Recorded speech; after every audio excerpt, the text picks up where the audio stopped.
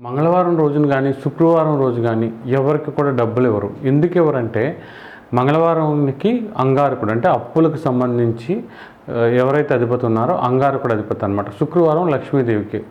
ఈ 2 రోజుల్లో చాలా వరకు ధనం ఇస్తే ఖచ్చితంగా మనకి అప్పుల బాధలు పెరగడం, లక్ష్మీదేవి వెళ్ళిపోద్దని ఒక నమ్మకం ఉందనమాట.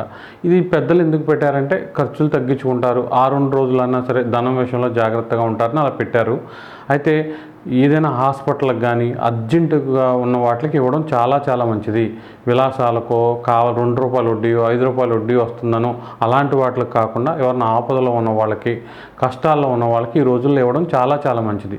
దీంతోపాటు అమావాస్య రోజు కూడా ఈ మంగళవారం, శుక్రవారం పాటించినట్టు అమావాస్య రోజు కూడా లక్ష్మీదేవికి ఇష్టమైన రోజు కాబట్టి ఈ అప్పులు, వడ్డీలకి ఇవ్వడం కాకుండా ఆ రోజు ఇవ్వకూడదు. అలా కాకుండా అమావాస్య రోజు ఎవరికైనా హాస్పిటల్ ఖర్చులకో, బాగా ఇబ్బందులు వాళ్ళకు పడుతున్న వాళ్ళకో డబ్బులు ఇవ్వడం వల్ల రెట్టింపు ఫలితం వచ్చే అవకాశం ఉంటుంది.